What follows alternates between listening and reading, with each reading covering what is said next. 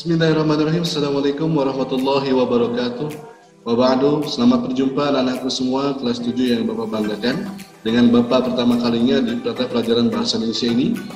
Insya Allah Bapak akan menerangkan tentang bab 1 teks deskripsi ya. Untuk mengawali, Bapak akan kupas dahulu apa itu teks ya. Kita kembali kepada pelajaran-pelajaran SD sebelumnya ya. Di sini ada sebuah bacaan ya, kita perhatikan ada huruf pertama, ada huruf R, O, A, N, dan G. Gabungan huruf-huruf itu membentuk sebuah kata ya, ruang. Jadi kata adalah gabungan huruf yang bermakna. Kemudian kita lanjutkan dengan kata setelahnya. Ruang pertama adalah ruang tamu sampai titik. Nah, gabungan dari kata-kata tersebut disebut dengan kalimat ya. Atau gabungan dari kata-kata dan mempunyai makna. Biasanya terdiri dari SPOK, subjek, predikat, objek, keterangan. Kemudian kita lanjut. Setelah kalimat tersebut, ada beberapa lagi kalimat yang setelahnya ya. Ruang tamu digunakan untuk menjamu tamu sampai akhir ya. Itu disebut dengan paragraf atau alinea atau susunan kalimat yang saling berhubungan satu sama lain. Nah, di sini ada paragraf selanjutnya. Gabungan dari dua paragraf ini yang disebut dengan teks, yaitu susunan kata, kalimat, dan paragraf yang mempunyai ide atau gagasan pokok atau alur cerita. Sehingga kita lanjut ke apa itu teks deskripsi. Deskripsi, contohnya seperti ini, pensilku yang lucu. Aku mempunyai sebuah pensil, ya, coba dipahami. Pensil itu sangat lucu dan unik. Desainnya berwarna merah dan enak dipakai menulis. Berjenis peluru yang dapat dilepas dan diganti apabila sudah habis. Tutupnya berwarna bening dengan penghapus karakter Spider-Man di atasnya. Itulah yang menambah keunikan pensilku. Aku selalu membawanya di tasku. Dapat Anda semua bayangkan seperti apa pensilnya? Ya, betul, pensilnya seperti ini. Ya. Nah, itulah disebut dengan teks deskripsi. Kita lanjut ke pengertian, tujuan, dan jenisnya. Deskripsi sendiri artinya adalah pemaparan atau penggambaran dengan kata-kata secara jelas dan terperinci. Jadi penggambarannya bukan dengan lukisan tetapi dengan kata-kata yang jelas dan terperinci ya. Sehingga teks deskripsi adalah teks yang menggambarkan objek tertentu kepada pembaca secara jelas dan terperinci dari sudut pandang penulis ya. Yang disebut dengan objek di sini adalah sesuatu yang dijelaskan ya.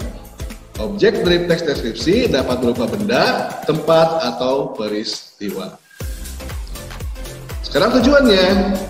Tujuan dari teks deskripsi adalah agar pembaca atau kita-kita ya seolah-olah melihat, mendengar, mengalami, dan merasakan langsung objek yang digambarkan oleh sang penulis.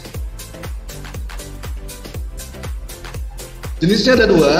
Yang pertama, teks deskripsi yang berdiri sendiri sebagai teks, seperti tadi rumahku surgaku yang sudah kalian tulis, kemudian juga tadi juga pensilku yang lucu ya.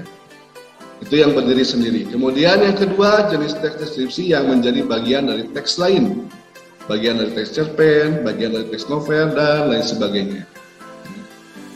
Kita lanjut ke ciri-ciri teks deskripsi. Ciri-cirinya yang pertama, menggambarkan objek secara subjektif atau menurut sudut pandang penulis. Bisa jadi menurut kalian meja itu indah, tapi menurut Bapak biasa saja karena sudut pandang kita berbeda, gitu kan? Kemudian objeknya teks deskripsi digambarkan secara jelas, rinci, dan konkret atau nyata. Ciri-ciri selanjutnya, penggambaran objek melibatkan kesan indrawi sehingga pembaca seolah ikut merasakan ya, panca indera. Pemerincian objek berupa ciri-ciri fisik, bentuk, ukuran, warna, atau ciri-ciri psikis, sifat, karakter, keadaan. Dan terakhir, isi teks deskripsi bersifat personal dan mengandung emosi. Ya, sesuatu yang digambarkan itu menurut pribadinya dan kesenangannya atau hobi.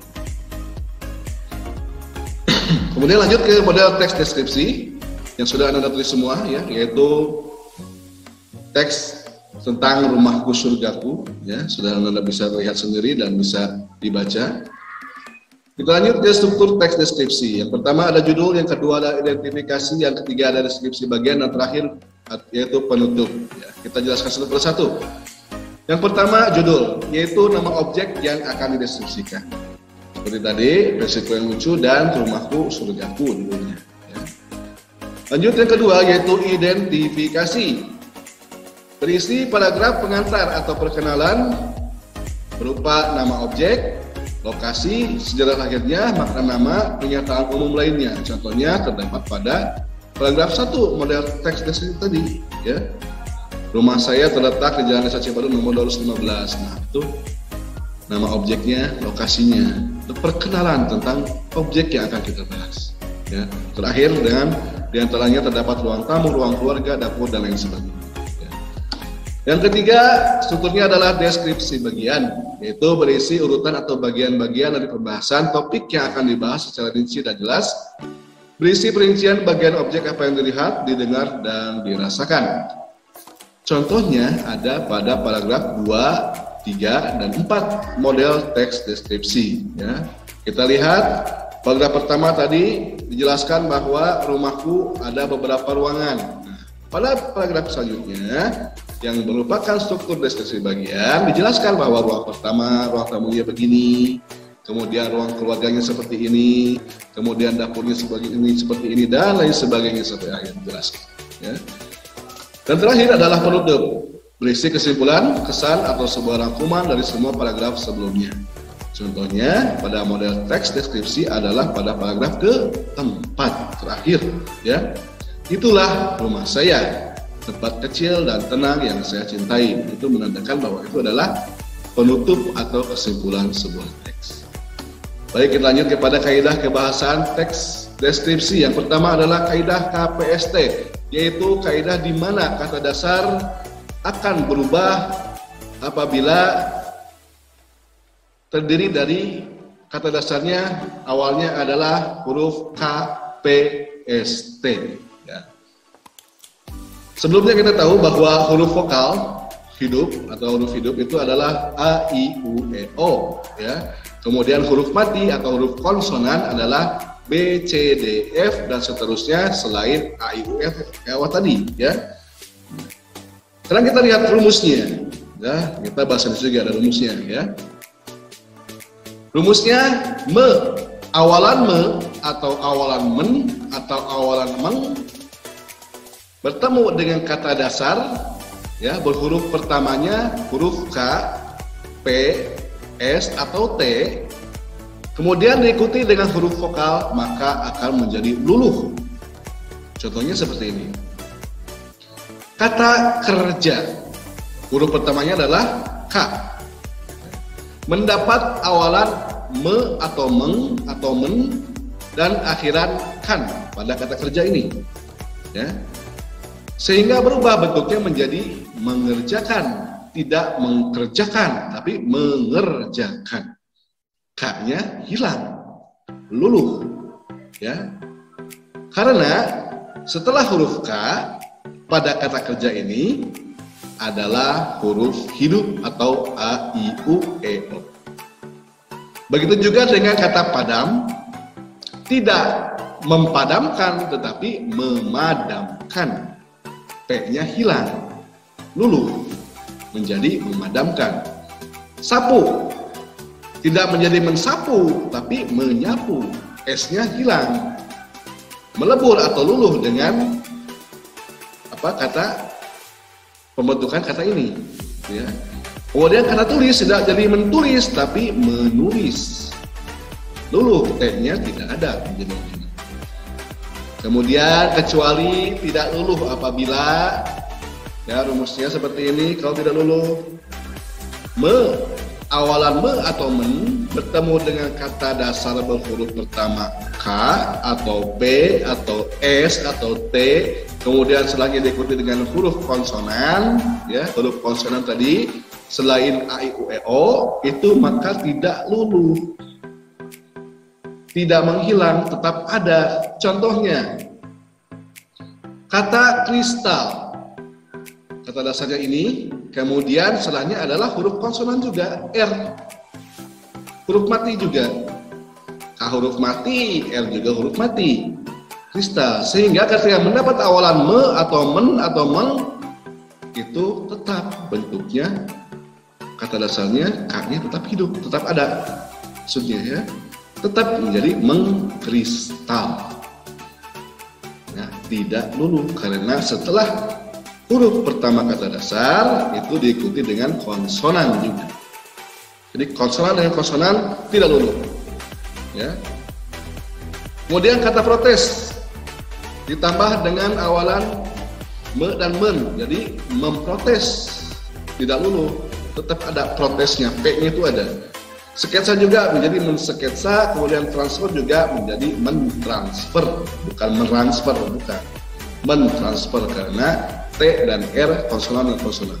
Jadi intinya kata dasar yang mendapat imbuhan me atau men akan luluh apabila kata pertamanya adalah konsonan dan vokal, dan tidak luluh apabila kata dasarnya huruf pertamanya adalah konsonan kemudian konsonan. Intinya konsonan dan vokal luluh, konsonan dan konsonan tidak luluh. Ya, semoga anak-anak bisa paham. Selanjutnya kita menuju ke kata depan atau preposisi. Ada 4, di, ke, dari, pada. Di menunjukkan waktu. Contohnya kami sekeluarga berkumpul di ruang tengah. Ya. Kemudian ke menunjukkan arah. Ibu pergi kemana? Ibu pergi ke pasar. Dari, yang ketiga, itu menunjukkan sumber. Dari mana? Ayah baru saja datang dari kantor. Kemudian pada menunjukkan waktu. Petir membangunkannya pada jam 23.00. Ya, itu kata depan. Sekarang lanjut ke masih kata depan juga, penulisan di. Tulisan di ada 2. Yang pertama, di apabila sebagai kata depan harus dipisahkan dari kata setelahnya. Ya, contohnya, kakak menyimpan handphone dipisahkan meja. Itu yang betul. Ya. Kemudian kakak menyimpan handphone di meja disatukan, itu salah. Karena di sini adalah sebagai kata depan, kata preposisi. Maka harus berpisah dengan kata setelahnya. Beda lagi dengan di sebagai imbuhan kata kerja. Itu harus bersatu dengan kata setelahnya. Contohnya, acara itu dilaksanakan dengan khidmat. Dilaksanakan disatukan, itu wajib. Tidak boleh dipisah karena itu adalah kata kerja. Ya. Kemudian acara itu dilaksanakan dengan khidmat, D-nya dipisahkan, itu salah. Yang betul dilaksanakan apabila imbuhan kata kerja adalah menjadi disatukan. Kalau di sebagai kata depan menjadi dipisahkan. Ya, itu kaidahnya. Selanjutnya kaidah kebahasaan yang ketiga yaitu sinonim dan kata khusus. Ya, sinonim bersama kata khusus pemberian bersinonim dari kata umum atau hipernim. Contohnya di buku orang yang sangat baik ini bisa menolong, kemudian ramah, itu katanya lembut, dermawan, dan lain sebagainya. Semua hal yang berbau baik itu adalah kata khusus dari kata baik. Ya. Selanjutnya ada majas personifikasi, yaitu gaya bahasa yang melukiskan benda mati seolah hidup. Contohnya indahnya ombak menggempur pantai. Jadi si ombak ini seolah-olah hidup, ya, dia menggempur pantai. Seperti itu. Kemudian yang kelima, yang terakhir adalah kata sifat serapan, yaitu kata sifat yang berkaitan dengan panca indera. Contohnya penglihatan, hubungannya dengan mata berarti gelap, gemerlap, suram, terang. Ya. Kemudian pendengaran, hubungannya dengan telinga, sunyi, bising, garau, jelas, dan lain sebagainya.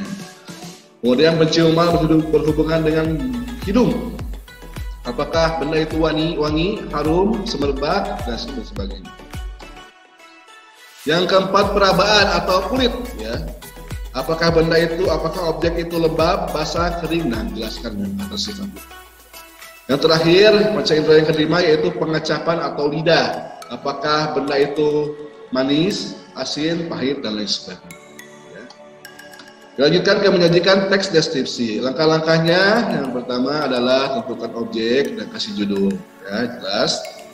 Kemudian yang kedua, buatlah kerangka karangannya, gitu kan. Kemudian yang ketiga, kumpulkan datanya berupa sifat, warna, ukuran, bentuk, kondisi, dan lain-lain.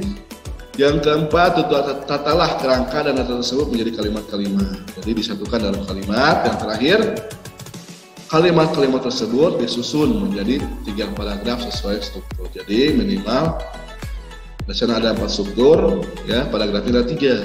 Jadi minimal ada 3 struktur dalam teks deskripsi. Yang sudah betul mengerjakan kemarin, Bapak angkat jempol untuk kalian, ya. Baik, semangat semuanya. Menguasai bahasa berarti artinya menguasai dunia, ya. Terus ingat seperti itu. Jangan meremehkan pelajaran bahasa Arab, bahasa Indonesia, bahasa Inggris, ya. Wabillahi taufiq hidayah. Wassalamualaikum warahmatullahi wabarakatuh.